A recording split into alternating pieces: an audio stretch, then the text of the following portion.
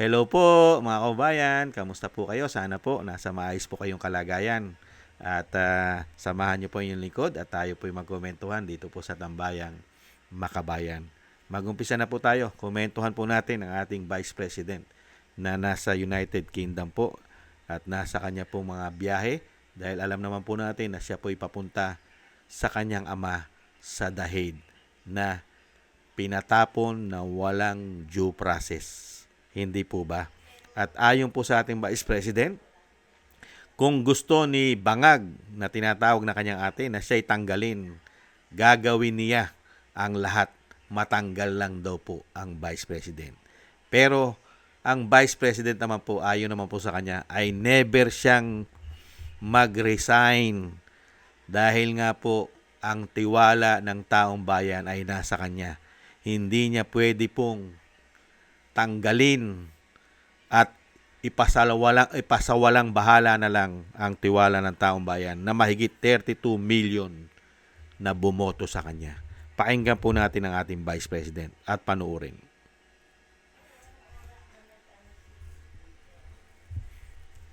Well, with all due respect, Bali-balita po ma'am na magre-resign po kayo. Your reaction po on this? Oh, never gonna happen. Hindi ako mag-resign dahil yun ay parang betrayal sa 32.2 million na mga kababayan natin na bumoto sa akin. Kung gusto ni BBM, tanggalin niya ako, gawin niya ang lahat, tanggalin niya ako. You have public, bali-balita po ma'am na magre-resign po kayo. Your reaction po on this? Oh, never gonna happen.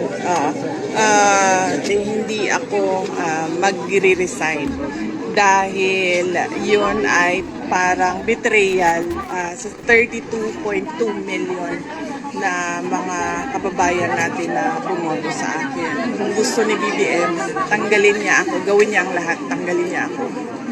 You have public, Yan po mga kabayan. Dahil nga po balita po yan na talagang napakarami pong nagsasabi na dapat na raw pong mag-resign ang Vice President dahil siya po ay ini-impeach na. Sino po ang makikinabang pag nag-resign po ang Vice President? Hindi po ba ang mga magnanakaw sa ating bansa, lalo-lalo na yung mga sindikato sa gobyerno, di umano, at yung pinakalupin, sila po makikinabang pag po nag-resign ang Vice President dahil, mga kababayan, wala na po uusig sa kanila. Hindi po ba? At wala na pong magpapanagot sa mga darating na panahon sa kanila. Hindi po ba? At yan naman po ang sinabi ng ating Vice President. Never niyang gawin. Never gonna happen na siya po ay mag-resign dahil nga po yung betrayal ng mga kababayan na hindi niya pwedeng gawin. Hindi siya pwedeng magtaksil sa mahigit 32 million na nagtiwala sa kanya ng mga Pilipino. Hindi niya pwedeng pagtaksilan. Hindi po ba yung betrayal o betrayal? Hindi pwede. Tiwala eh. Saka alam po ng mahigit 32 million na siya po ay pinupolitika. Pilit pinababagsak. Dahil alam po ng mahigit 32 milyong botante na nagtiwala kay Vice President Sara Duterte na siya po ang tangi lang makapagpapanagot dito sa mga sindikato sa gobyerno. Hindi po ba? Kaya nga po, yung sinasabi po ng Vice President, yung gusto ni BBM na siya po ay tanggalin. Gagawin po nilang lahat yan. Yan naman po nakikita natin eh. Puwersa ng gobyerno, pati nga institusyon ng Senado at Kamara, gustong-gusto rin po siyang matanggal yata. Dahil kasama rin yata sila sa malawakang korupsyon. Hindi kaya, lalong-lalo na pagka nagsalita pa si Saldico at ang mga ex-bodyguard niya, ex-marine at ex-soldiers. Hindi po ba?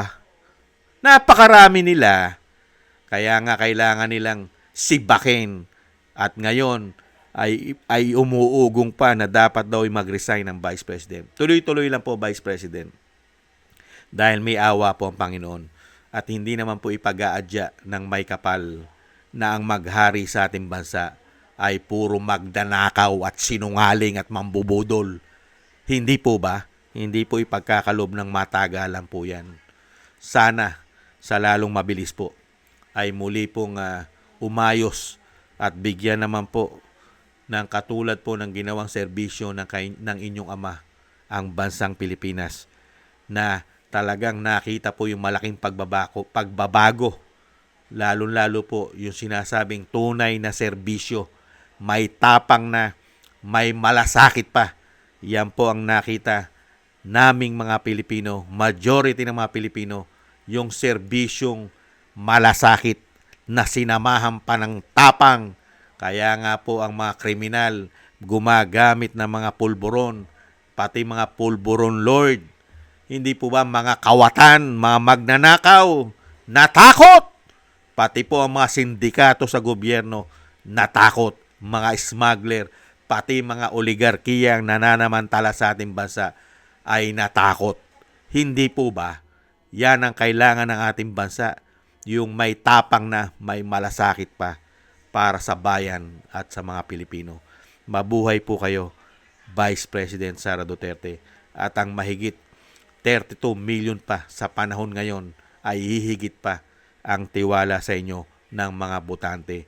At lalong-lalo po ang majority ng mga Pilipino, ang tiwala ay nasa inyo. Ang nagtitiwala na lang po sa tinatawag na kanyang atin na bangag at sa kanyang administrasyon. Ang lahat ay nakikinabang.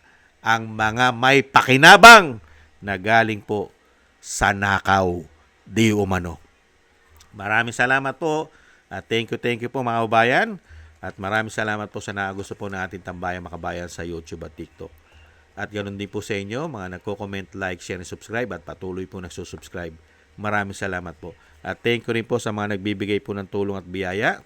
Maraming salamat po. Shoutout po kay Eric Hershio from Canada, Kingston from Hong Kong, Jake Yahut from California, USA, Gina Ray from Berlin, Germany, Julieta Celona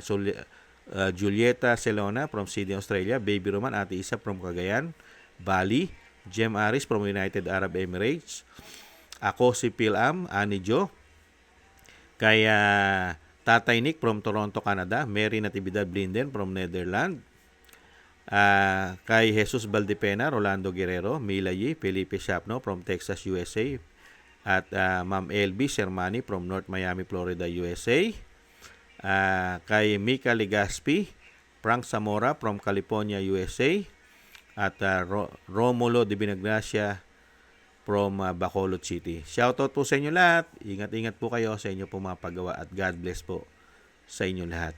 At muli po mga kabayan, sama po natin sa ating mga dasal at panalangin na maingatan po ang pamilya Duterte at ang ating Vice President, siyempre po, at ang dating Pangulo na makauwi na po siya sa lalong mabilis sa ating bansa. Maraming salamat po sa inyo po mga dasal. At muli po mga kabayan, tiis-tiis lang po tayo. Ingat-ingat po kayo. Bye-bye.